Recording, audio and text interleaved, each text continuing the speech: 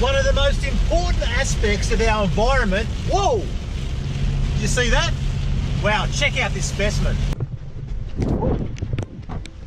This is today's quiz, guys.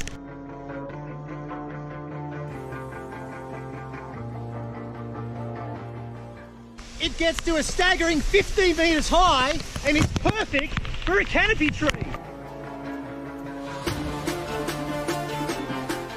It's endemic to the western parts of Africa.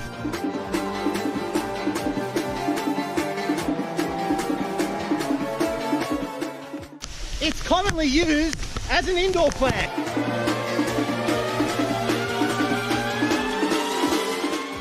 All will be revealed at 8:30 p.m.